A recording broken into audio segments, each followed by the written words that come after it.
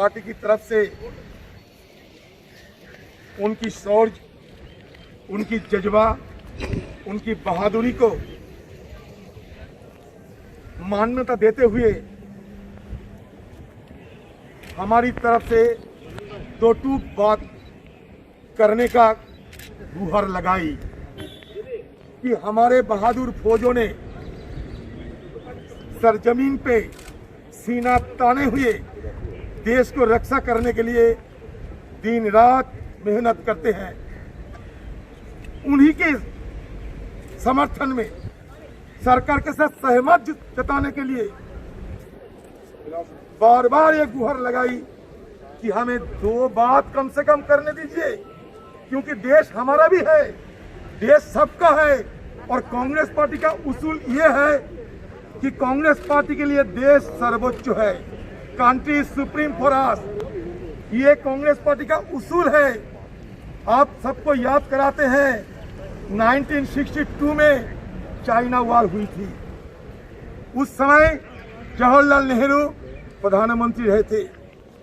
अटल बिहारी वाजपेयी ने जवाहरलाल नेहरू जी को सदन में चाइना वॉर के लिए चर्चा करना जरूरी, जब ये बात रखे तो जवाहरलाल नेहरू साहब ने तुरंत अटल बिहारी वाजपेयी जी की ये बात मान लिया और लगातार 2 दिन यही सदन में 1962 में इंडो चाइना वॉर के समय लगातार 2 दिन इसी सदन में चर्चा हुई। हम चर्चा की मांग शुरू के दिन से कर रहे हैं। जब पता चला कि चर्चा करने नहीं देगा, तब कम से कम हमारा बात रखने के लिए आज हर संभव प्रयास किया, सिर्फ ये कहने के लिए कि हमें कुछ चीज़ों पे परेशानियां है, अड़चन है। एक के बाद एक मीटिंग तो होते हैं, लेकिन फैसला नहीं निकलते। कहे जाता है कि हजारों स्क्वायर किलोमीटर हमारे एलएसी, हमारे सरजमीन को कब्जा कर रखा है चीनों ने। हमारे प्रधानमंत्री कहते हैं कि हमारे सरजमीन पे बाहर से ना कोई घुसे है, ना कोई घुसा हुआ है, ना हमारा कोई कैंप कब्जा कर लिए हैं। तुरंत उनके कहने के तुरंत बाद हमारा एक्सटर्नल अफेयर्स मिनिस्ट्री कहते हैं कि हमारे बहुत सारे एरिया में ट्रांसग्रेशन हुए हैं, मतलब अतिक्रमण हुए हैं।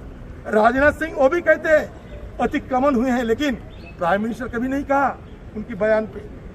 आज कम से कम सदन में जब लद्दाख की बात होती थी, हमारे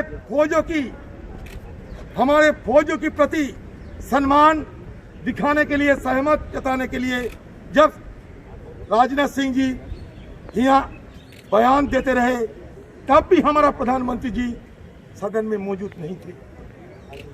हमारा मांग सिर्फ एक ही था कि देश हमारा भी है। ये देश सिर्फ राजनाथ सिंह जी के नहीं, ये देश हम सब के हैं और हम सब ये चुने हुए नुमाइंदे हैं। और सदन के अंदर हमारी जो मन की बात, दिल की बात, हमें थोड़ा बोलने का मौका दिया जाए। इसलिए हम बात करना चाहते थे। फिर दोबारा दोहराते हैं कि हमारे फौजों की जज्बा, हमारे फौजों की बहादुरी को सम्मान देते हुए उनके प्रति हमारा समर्थन, उनकी जो लड़ाई, उस शौर्य के लिए, उनकी हिम्मत के लिए, सरजमीन में सीना ताने हुए जिस ढंग से वो देश को रक्षा करते हैं, इसके लिए उनको बधाई देने का, उनको सम्मान देने का ये मौका हम गंवाने नहीं चाहते थे। फिर भी हम गंवा दिया, क्योंकि सरकार नहीं चाहते कि हमारे मुंह से एक जवान निकले।